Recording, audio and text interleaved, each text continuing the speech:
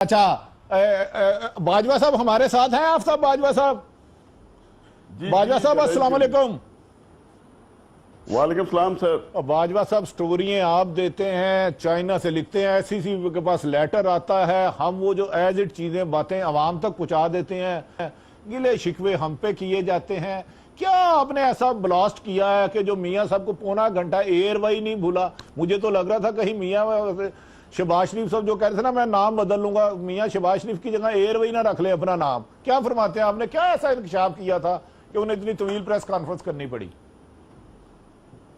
دیکھیے اششی صاحب نے مجھے اپنے پروگرام میں بلایا تو اسی دن کچھ لمحے پہلے ایک بہت بڑے افیسرز نے، جیسے دیکھیے نا مخبر کا نام نہیں بتایا جاتا ہے، انفارمر کا نام نہیں بتایا جاتا، جیسے آپ کو خبریں ملتی ہیں آپ بھی نہیں بتاتے، ہم بھی نہیں بتاتے، وقت پڑی تو اس کو بھی سامنے لے آؤں گا۔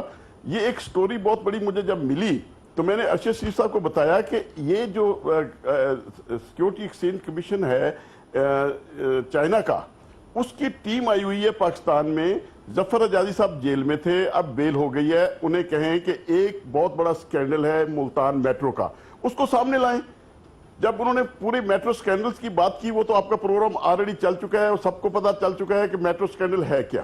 اب کیونکہ وہ کیپٹل کمپنی ہے، یہ کمپنی کو رجسٹرڈ ہی نہیں ہے، اس میں حبیب اکرم اور دوسرے لوگوں کے نام بھی شامل ہیں، اس میں $17 ملین جب گئے ہیں چائنا کے اندر۔ دیکھیے ہمارے ملک میں چاہے آپ جتنی مرضی یہاں سے رقم لے جائیں، جتنی مرضی یہاں پہ لے آئیں، کوئی پوچھنے والا نہیں ہے آپ کو، چاہے ڈکیتی کی ہے، چوری کی ہے، ایمانداری کی ہے، جس طرح کی بھی ہے۔ لیکن چائنا کے اندر اگر قانون سخت ہے تو صرف اور صرف کرپشن کا، کرپشن پہ ان پہ کوئی کمپرومائز نہیں۔ آپ کے ہر قانون میں نیب کے اندر بھی لکھا ہوا ہے، آپ ریکنسلیشن کر لیتے ہیں، آپ مل بیٹھ کے ان کے ساتھ کر لیتے ہیں، گٹھ جوڑ کر لیتے ہیں، کچھ پیسے دے کے جان چھڑوا لیتے ہیں۔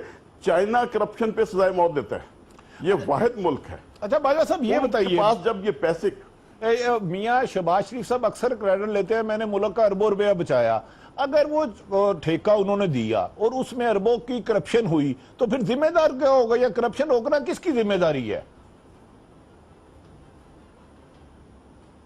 دیکھیے یہ جو زیبٹ کمپنی ہے یہ چائنیز ہے، یہ کہتے ہیں کہ جی کوئی چائنیز کمپنی ہمارے میٹرو میں ہے ہی نہیں ملتان والوں میں۔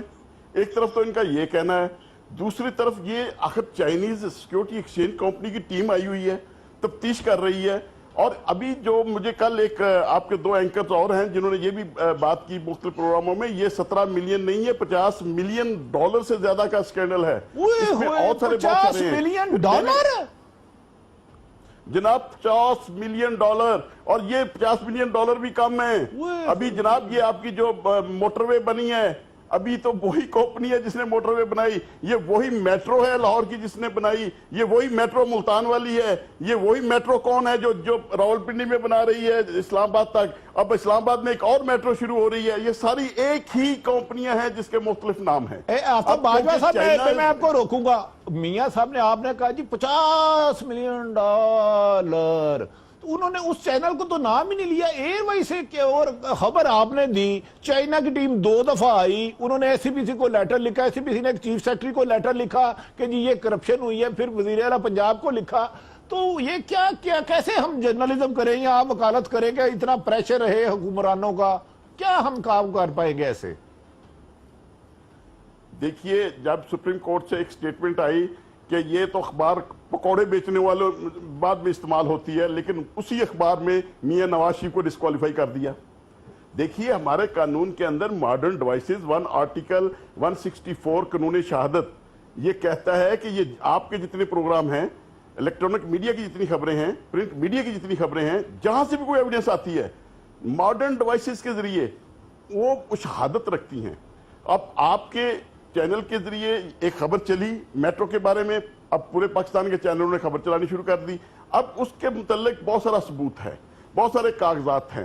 وہ کاغذات کچھ جو ہیں کچھ ٹی وی چینل جیسے آپ نے چلائے ہیں، ارشد شریف صاحب نے بھی اپنے ایک اور پروگرام میں چلائے ہیں، اور یہ ثبوت ہیں، اور بھئی ان کا تو وہ جواب دیتا نہیں۔ لیکن بٹی صاحب ایک بات ضرور کر دوں آپ کو، ہمیشہ ایکسپلینیشن جو وضاحت کرتا ہے شخص قانون کے اندر، ہم یہ بات کہتے ہیں ایکسپلینیشن از ہاف کنفیشن۔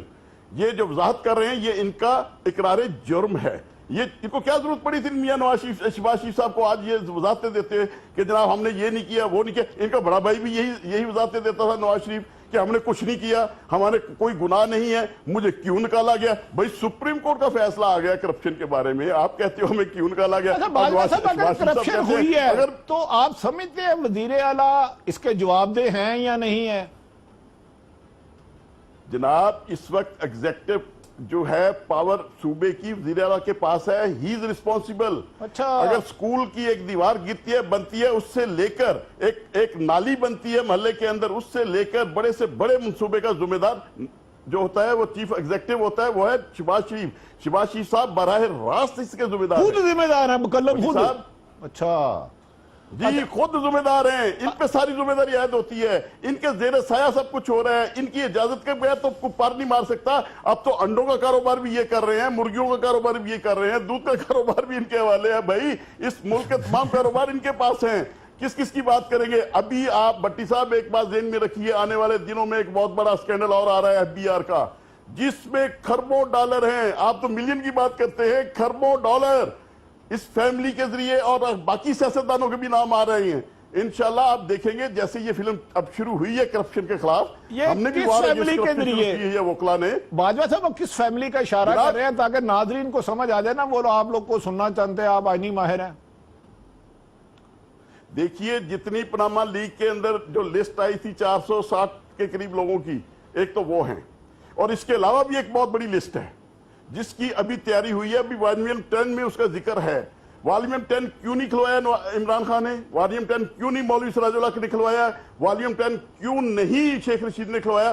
اس میں ان کے ہی ارد گرد گھومتے ہیں والیوم 10, ان تمام سیاستدانوں کے ارد گرد. یہ تمام سیاستدان جو باجوہ صاحب آپ نے ایک اور بری خبر